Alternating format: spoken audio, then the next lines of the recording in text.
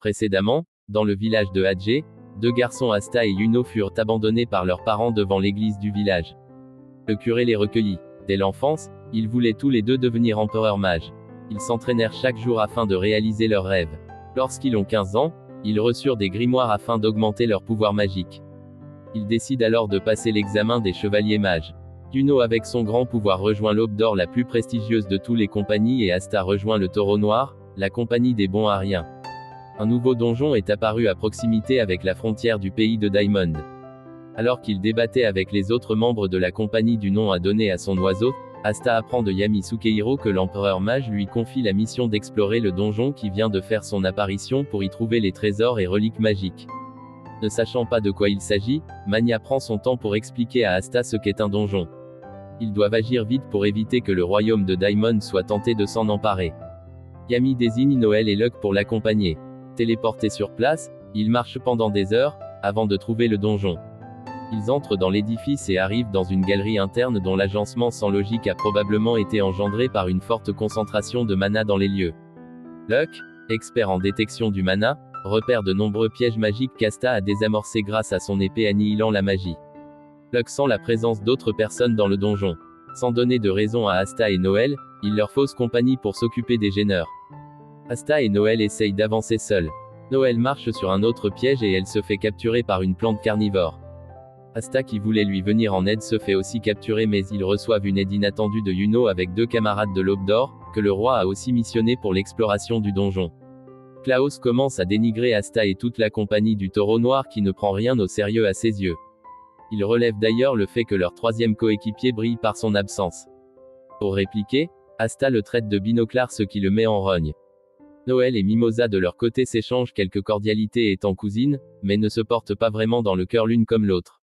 Pour envenimer la situation, Mimosa raconte qu'ils ont eu une étoile au cours de leur dernière mission. Asta rétorque avec les étoiles dans les yeux qu'ils en ont aussi reçu, mais Klaus n'y croit pas et affirme que des novices comme eux ne peuvent pas avoir aussi facilement une étoile de la part de l'empereur mage. Asta et Klaus commencent alors à se disputer, ce qui laisse leurs camarades sans voix. Pour la suite de leur mission, Mimosa génère un plan du donjon grâce à un sort de sa magie végétale et avec son groupe, elles prennent de l'avance sur Asta et Noël. Les deux groupes se séparent. Ne sachant pas comment s'orienter dans le donjon, Asta partait pour explorer tous les chemins jusqu'à trouver le bon, mais son oiseau, baptisé Nero, leur indique certains passages. Pendant ce temps, Yuno et son groupe continuent leur chemin.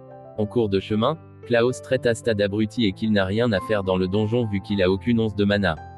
Mais Yuno le recadre en disant qu'il sera surpris lorsqu'il verra de quoi il est capable. Pendant ce temps, Luck a mis KO presque tous les membres du groupe intrus, qui se trouve être le Lotus Noir issu du pays de Diamond. Il affronte ensuite leur chef et il est confiant de gagner, mais peu à peu il ressent des vertiges et sa magie le déstabilise. L'ennemi a diffusé une fumée à peine perceptible qui entrave peu à peu la magie de celui qui la respire. Il avait aussi un allié resté caché. Le groupe de Yuno atteint la porte de la salle ultime du donjon. Alors qu'il s'apprête à entrer, Mimosa se fait attaquer dans le dos par le complice du chef du Lotus Noir. De l'autre côté, Luck se relève toutefois, excité par le combat. Luck, quand il était petit, était battu par sa mère. Malgré tout, il affichait toujours un sourire jusqu'aux oreilles, provoquant une certaine peur de son entourage. Avec sa magie, il arrivait à battre ceux qui sont issus de la noblesse. Le jour où sa mère se rendit compte de ses énormes aptitudes à la magie, elle l'encouragea à se battre à fond pour lui-même. Peu après, elle décéda. Il se reprend et commence à attaquer le chef du Lotus Noir, mais celui-ci finit par lui mettre la main dessus. Pendant ce temps, devant la porte du trésor, Mimosa s'enferme dans un cocon végétal pour se soigner. Klaus fait face à l'ennemi, autre aventurier du pays de Diamond. L'aventurier veut en finir avec Mimosa, mais Klaus s'interpose et la sauve. Asta et Noël sont toujours à la recherche du bon chemin menant vers la salle du trésor. Tout à coup, Noël ressent la magie de Luck et elle pense qu'il est en train de se battre et décide d'aller l'aider. Klaus ordonne à Yuno de partir devant chercher le trésor pendant qu'il s'occupe de l'ennemi. Pendant que Luck se fait étrangler, Asta surgit de nulle part et dissipe les fumées opaques paralysantes, émises par la magie de l'ennemi. Yuno, pour sa part, désobéit et combat aux côtés de Klaus.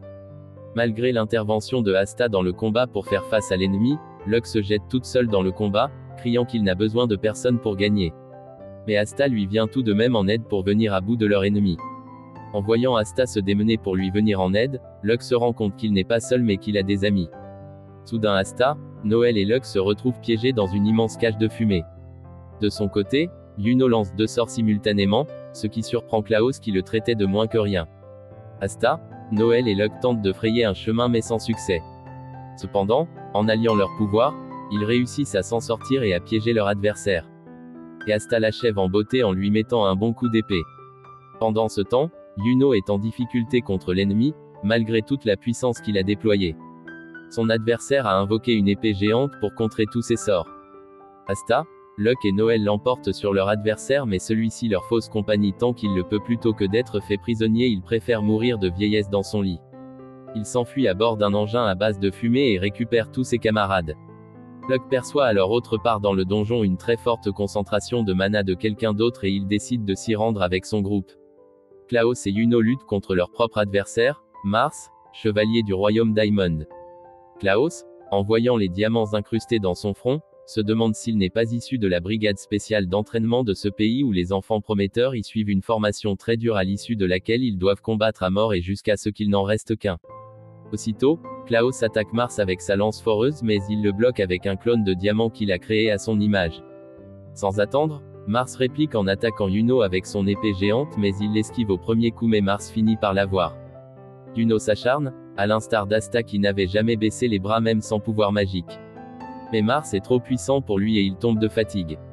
Mars allait lui porter le coup de grâce mais Asta arrive à temps pour aider son frère et brise l'épée magique de Mars. Asta dit à Mars de ne plus lever la main sur Yuno car c'est son rival. Klaus n'en revient pas qu'Asta sans magie ait pu tenir tête à Mars. Un clone de Mars allait l'attaquer pendant qu'il est distrait mais Luck le détruit. Noël quant à elle, protège Mimosa contre de futures attaques. Mars invoque des clones de diamants à son image pour attaquer. Asta se jette sur lui pour lui porter un coup mortel mais il l'esquive. Puis un combat au corps à corps rude prend place entre les deux. Asta se bat contre Mars, déjouant tous ses sorts. Luck et Yuno se lancent dans le combat et ils détruisent les clones de Mars. Mars est poussé dans ses retranchements et invoque un énorme golem de diamants qui frappe violemment Asta qui s'écroule. Mais il n'a toutefois pas dit son dernier mot. Asta se lève, fonce sur Mars et brise cependant son armure de diamant. Ce qui rend Yuno heureux car il reconnaît bien là son rival. Asta triomphe de Mars. Klaus l'enferme alors dans un étau bloquant la magie. Il se rend ensuite devant la salle du trésor. Luck avec sa capacité à détecter le mana se rend compte que la porte est faite à base de la magie. Donc l'anti-magie de Asta peut fonctionner sur cette porte. C'est ainsi qu'avec son épée, Asta tranche la porte qui est imprégnée de mana puis il pénètre dans la salle du trésor, qui regorge de richesses. Dans la salle, il trouve des objets de luxe différents les uns des autres. Klaus leur interdit de ne pas toucher aux objets.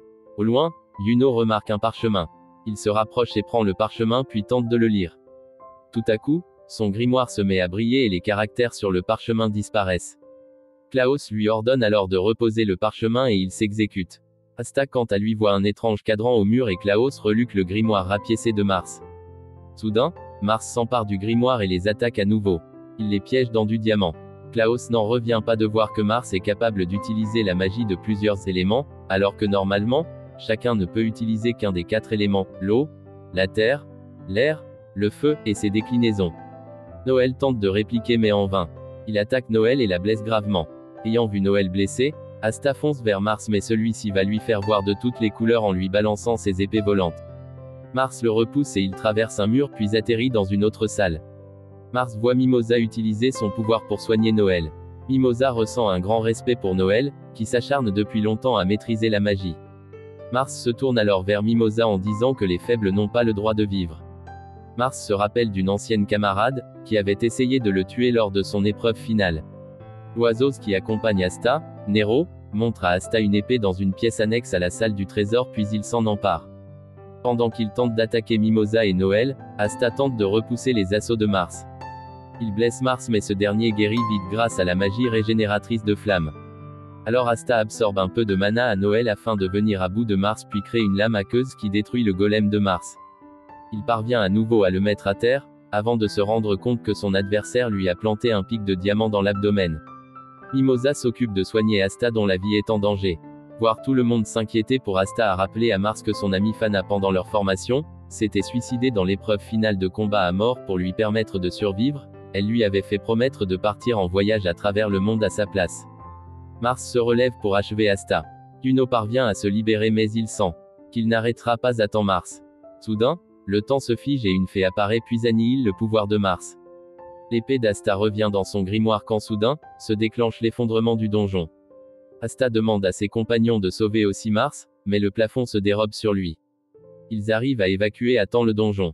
Le complice de Mars, Lotus, a récupéré quelques richesses du donjon pendant que Mars se battait et il lui porte secours au moment de l'effondrement. Ils repartent pour le royaume de Diamond. Klaus présente ses excuses à Yuno et Asta pour les avoir sous-estimés du fait de leurs origines modestes. Asta se réveille en forme après avoir dormi une semaine. Pendant le déjeuner, Sukehiro Yami annonce à Asta et Noël qu'ils iront rencontrer l'empereur pour faire leur rapport. Les voilà partis pour la capitale, où ils croisent Yuno, Klaus et Mimosa qui partaient en faire de même. Mimosa avoue en cachette à Noël qu'elle craque pour Asta, ce qui embarrasse beaucoup Noël à son tour. Arrivés aux portes du palais, ils sont accueillis par l'empereur mage lui-même, Julius Novachrono. Yuno lui montre le nouveau sort de son grimoire qui lui a permis de figer le temps et a fait apparaître une sorte de fée. L'empereur en conclut dans ses pensées que les sylphides ont choisi Yuno pour représenter l'élément de l'air pour cette génération. Asta lui montre quant à lui sa nouvelle épée. En la saisissant, l'empereur sent son mana se faire absorber, il comprend donc pourquoi Asta, qui n'a pas de magie, lui seul peut la manier. Asta lui demande comment il sait qu'il ne possède pas de magie mais l'empereur évince le sujet. Il les convie ensuite à une cérémonie, réunissant les autres chevaliers mages venus pour recevoir leur récompense. Ainsi, Léopold Vermilion, Sol Marron, Solid Silva, Nebra Silva, Amon Caseus, Silentium et Alekdora Sandler se voient gratifiés d'un grade supérieur dans la hiérarchie des chevaliers mages. Asta, Yuno et les autres sont invités à une réception avec ses autres chevaliers, tandis que le roi s'éclipse pour une affaire urgente. Les nouveaux gradés en viennent vite à railler Asta et Yuno, qu'ils voient comme des ploucs. Klaus et Mimosa en prennent aussi pour leur grade même de la part des chevaliers de leur compagnie. Ils laissent couler, mais Solide et Nebra, de la famille de Noël, viennent se moquer d'elle et l'humilier, la traitant comme moins que rien. Asta réagit alors pour leur rabaisser le caquet et brandit son épée. Alors Asta commence à se battre contre les frères et sœurs de Noël, et les autres de la noblesse. Yuno voulait lui venir en aide mais s'est rendu compte qu'il n'en a pas besoin. Fuegoleon et Léopold Vermilion mettent fin à leur dispute. Pendant ce temps, la ville est mise à feu et à sang. Le mystérieux mage ennemi change les habitants tués en zombies qui s'en prennent aux survivants. Dans la salle de réception, les mages détectent le danger.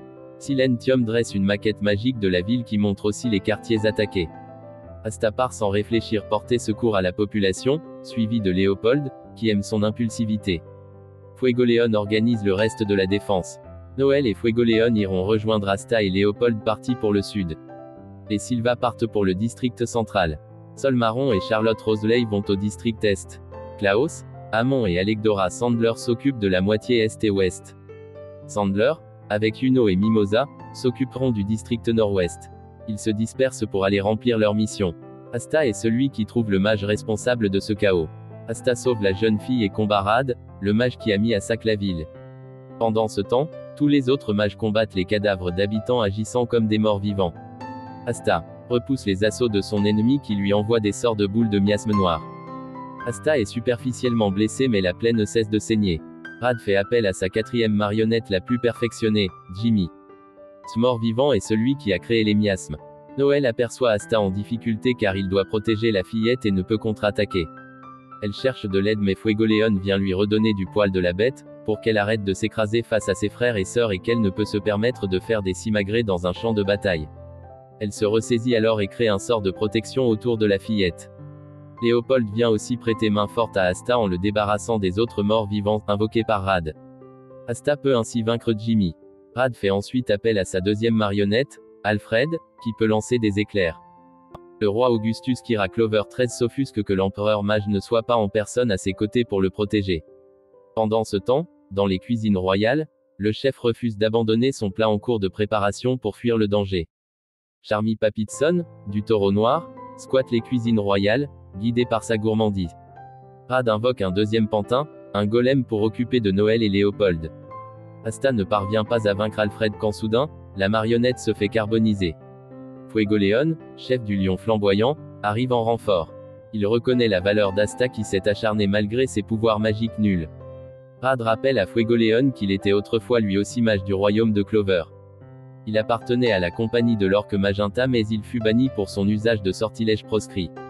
Avide de vengeance, Rad sauta sur l'occasion pour attaquer la capitale. Rad déploie sa meilleure marionnette, Karl, spécialisée en magie défensive. Tout en se protégeant, Rad attaque Fuegoleon par l'intermédiaire de son pantin macabre. Le chef du lion flamboyant déploie aussi une barrière de protection ardente et saisit l'instant furtif où Rad se déconcentre légèrement sur son pouvoir pour porter un coup décisif et détruire Karl. Les autres mages en finissent avec les morts vivants invoqués par Rad. Mais il semble que d'autres mages menacent la cité.